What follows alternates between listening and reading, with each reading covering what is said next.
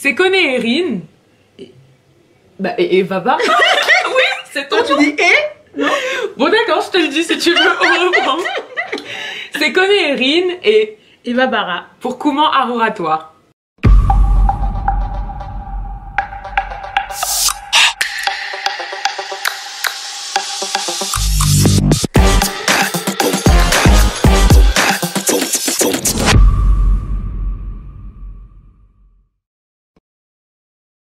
Bonjour à toutes et à tous, j'espère que vous allez bien.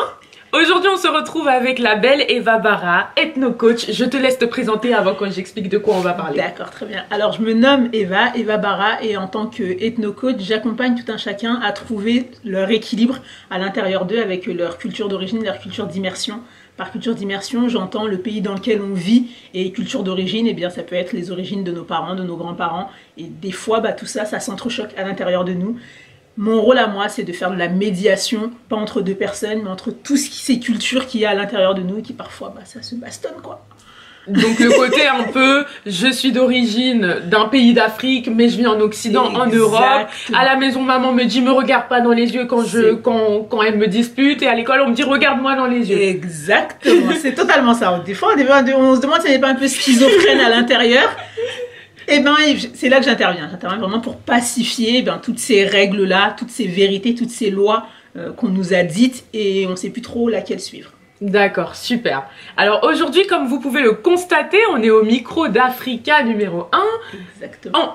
Ancien Africa numéro 1 qui s'appelle aujourd'hui Africa Radio. Totalement. Qui est une radio africaine où tu es chroniqueuse. Parce que certes, tu es coach, mais tu interviens aussi dans cette radio. Totalement. Est-ce que tu peux nous expliquer un peu ton activité ici? Alors, pour Africa Radio, actuellement, du coup, moi, j'aimais bien Africa numéro 1. Enfin, c'est resté dans nos archives, parce que justement, nos parents écoutaient Africa numéro 1. Donc Africa Radio, justement, j'interviens ici en tant que chroniqueuse, et en tant que chroniqueuse, j'interviens sur une chaîne tous les vendredis matins, et en fait je donne des conseils, des astuces pour les parents qui élèvent leurs enfants en situation de pluriculturalité. Ça peut être des personnes qui sont dans des couples mixtes, ou ça peut être des personnes qui sont eux-mêmes la résultante d'un couple mixte, ou des personnes qui sont totalement d'un pays d'origine et qui vivent au contact d'une autre culture. Donc c'est toutes ces personnes-là, un petit peu, je donne des conseils autour de, comme je disais, des chocs culturels. Comment est-ce qu'on dépasse ce qu'on appelle le conflit de loyauté? Est-ce que je dois allégeance à ma culture de mon pays d'origine? Est-ce que je dois allégeance au pays dans lequel je vis? Est-ce que je dois allégeance au pays de la femme que j'ai épousée, aux cultures de la femme que j'ai épousée, etc., etc. Donc j'interviens vraiment sur ces questions-là. Et là, depuis quelques semaines, ensuite, là, on s'est vraiment focalisé sur les enfants, parce que c'est pas si simple que ça, en fait, d'être parent et d'avoir des enfants avec une personne qui a des origines différentes de nous. Comment est-ce qu'on éduque notre enfant? Qu'est-ce qu'on lui transmet? Est-ce qu'on lui donne sa religion, la tienne? Ça se passe comment, en fait? D'accord, je vois. Donc toi, tu es vraiment là pour la fusion des cultures, pour le fait que deux cultures puissent cohabiter ensemble en toute harmonie, on va dire ça comme ça. Totalement. D'accord. Et donc, dans le cadre des chroniques que tu animes pour Africa Radio, tu parles de ça, c'est ça? C'est exactement ça. Donc, c'est des sujets que j'anime une fois par semaine, justement. J'ai une thématique, je choisis une thématique qu'on va aborder. Ça peut être le style vestimentaire, comme ça peut être l'éducation, à qui le rôle entre l'école et la famille, comment est-ce qu'on partage justement l'éducation entre l'école, la famille, les parents, les grands-parents, etc. Donc, c'est vraiment des thématiques que je déroule tout au long de l'année. Et ensuite, une semaine... Enfin, chaque semaine, en tout cas une semaine après l'autre, oui, je les développe un peu plus en antenne. Super. Donc Eva, moi j'aimerais qu'on parle de la prise de parole à la radio ou dans les podcasts, parce que finalement ça reste assez similaire vu que ça se base sur la voix. Mais en tant que chroniqueuse radio, j'aimerais déjà que tu me racontes ton expérience. Est-ce que tu as eu une formation de chroniqueuse? Tu as fait du journalisme? Comment ça s'est passé? Absolument pas. Alors principalement, justement en tant que ethno-coach, je fais des interventions publiques, des prises de parole en public. Donc j'accompagne en individuel, en coaching individuel, en atelier de groupe ou en conférence. Et le format conférence fait que la prise de parole, c'est quelque chose qui m'est assez facile. Par contre, j'étais pas prête pour la prise de son sans la vue, en fait. Oui, pour la voix, le truc qui se focalise juste sur la voix. Totalement, exactement. Et je pense que ça a été vraiment ça mon challenge de la radio, c'est que tu me connais, tu m'as vu un peu comment je suis en présentiel, on va dire. Voilà, exactement. Donc je m'appuie volontairement sur le charisme, sur la prestance, sur la présence, sur occuper son espace sur scène. C'est des choses avec lesquelles je suis assez à l'aise et je sais en jouer.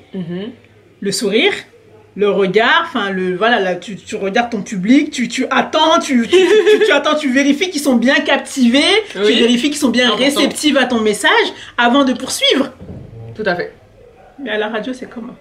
Tu sais pas dans quelle situation les gens t'écoutent. Est-ce qu'ils t'écoutent vraiment? Est-ce qu'ils sont en train de faire la vaisselle? Est-ce qu'ils sont en train de manger? Est-ce qu'ils sont en train de parler avec leur enfant? Tu sais pas en fait, t'as pas de retour. Oui. T'as pas de retour direct des personnes à qui tu t'adresses. Pour le coup, les auditeurs. Heureusement, Aïssatia me donne la réplique, donc elle rebondit sur mes propos et elle m'interroge, enfin, elle m'amène à pousser la réflexion. C'est génial. Mais à la fois, eh bien, je me suis retrouvée sans mes atouts maîtres, en fait. Mes atouts maîtres qui sont mon sourire, qui sont ma prestance, qui sont ma gestuelle, parce que je parle énormément avec les mains. Et je devais canaliser tout ça seulement dans ma voix, là. Et en plus, quand on sait que la gestuelle, c'est quand même la chose qui impacte le plus quand on prend la parole, nous enlever ça, c'est quand même nous enlever 60% de notre prise de parole. D'accord. Donc après, il nous reste 40% sur lesquels se focus quand on est juste derrière. Le sourire, c'est combien de pourcents? Ça aussi, on l'enlève. Le sourire, le regard. En fait, il reste que la voix. Et ça, moi, je trouve que c'est vraiment ça le challenge de la radio et pour le coup du podcast, j'imagine. C'est vraiment de tout passer dans la voix, de passer sa bienveillance, de passer la connexion, de tout mettre dans la voix. Les émotions, en fait, de manière générale. Aussi, exactement, mais de tout canaliser au niveau de la voix pour le retransmettre. Alors, quelles erreurs t'as fait, justement, quand t'es arrivé en radio? Parce que forcément, tu t'améliores avec le temps, il y a toujours des nouveautés, tu te rends compte que ça marche bien, ça marche pas, etc. Donc toi, face à quoi t'as été mise? Enfin, ça veut rien dire ce que je viens de dire, mais tu m'as compris. Alors, on va dire, mes premières erreurs en radio, ça a été les bijoux.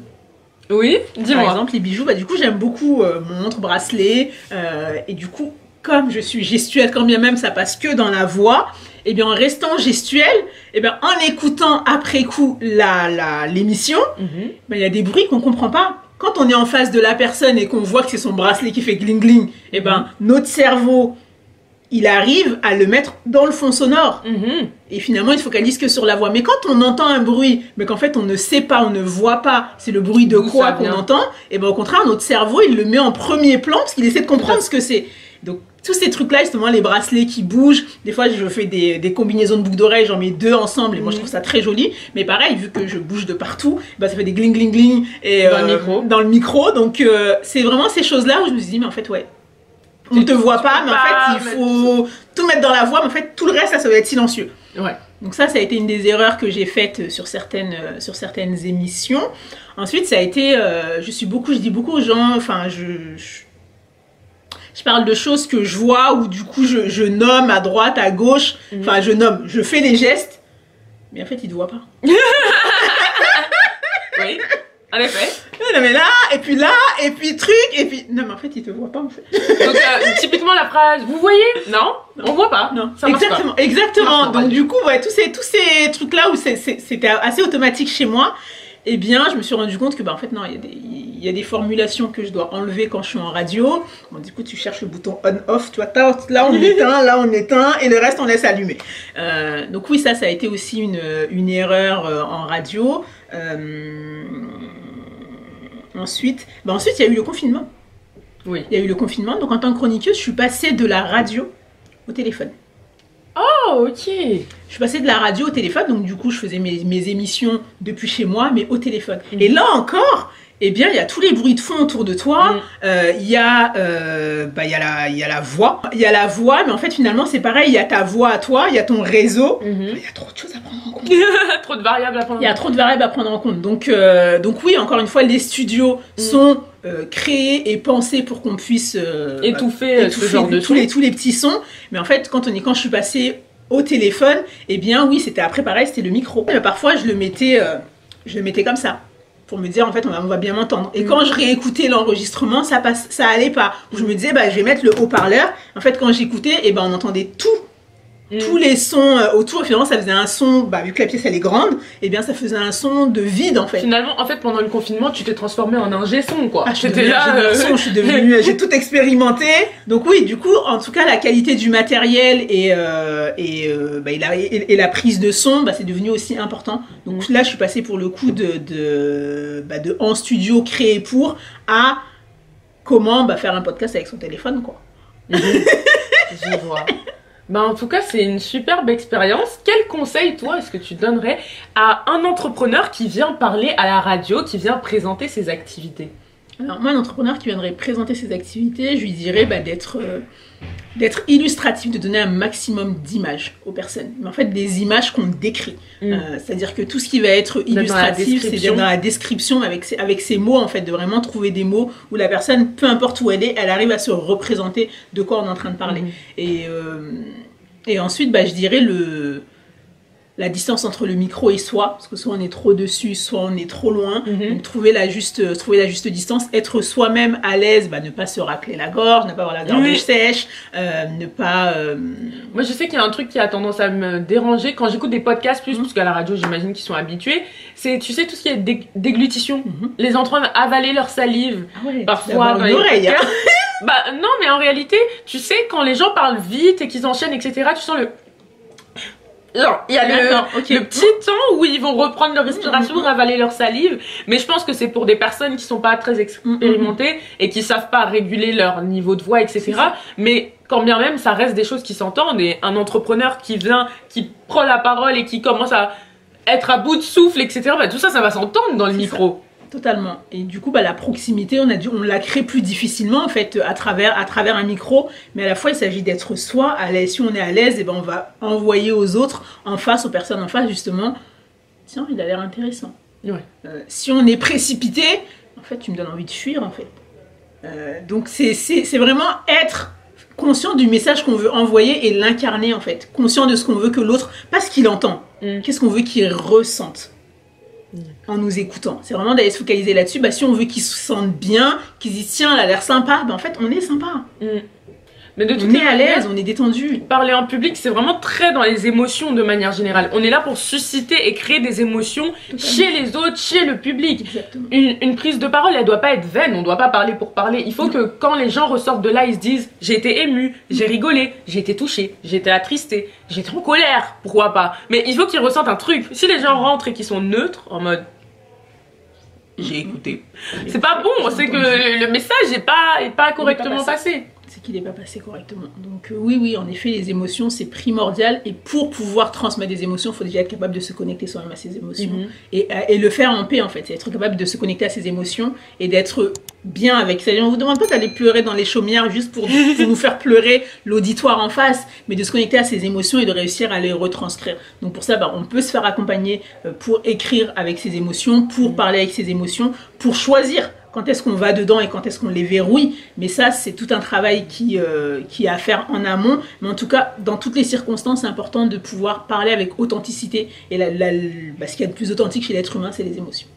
Super, merci à toi Eva, merci d'avoir été notre invitée du jour, d'avoir partagé ton expérience d'entrepreneur qui est également chroniqueuse et qui vient parler en radio. J'espère en tout cas que son témoignage aura pu vous inspirer, à vous futurs entrepreneurs, entrepreneuses qui allez être amenés à parler dans les médias, parce que tout ça, ça fait partie quelque part du média training, le fait d'apprendre à parler dans les médias, parce que c'est pas si anodin que ça et pas aussi facile qu'on pourrait le penser. Maintenant, quand on a les bons outils et la bonne méthode, l'expérience qui va avec, ça devient de suite plus simple. N'hésitez pas à laisser vos questions dans la barre d'infos. Eva, si tu peux... Non, pas dans la barre d'infos, dans les commentaires. Et si tu peux, tu viendras répondre s'il y a des questions spécifiques à tes activités. Et on vous dit à très vite. As-tu un mot de la fin, Eva ? Prenez soin de vous, priorisez-vous et rayonnez qui vous êtes avec authenticité et amour. Au revoir ! Il ne te manque qu'une chose pour être un entrepreneur d'impact, captiver ton public. Cesse de perdre des opportunités à cause de ta manière de t'exprimer. Je suis Koné Erin, ta coach en prise de parole et la personne qui va régler ce problème pour lequel tu ne trouvais jusque-là pas de solution. Tu es un entrepreneur impactant, charismatique, ambitieux au parcours exceptionnel. Mais tu ne le sais pas car personne ne t'a encore donné l'occasion de nous le montrer. Bienvenue dans la formation Entrepreneur, 6 jours pour révéler ton charisme et impressionner lors de tes prises de parole. L'heure est venue que tu quittes la team des 75% de la population qui ont peur de s'exprimer publiquement. Tu veux apprendre à bien t'exprimer ? Tu es au bon endroit. Bienvenue chez Kouman Art Oratoire.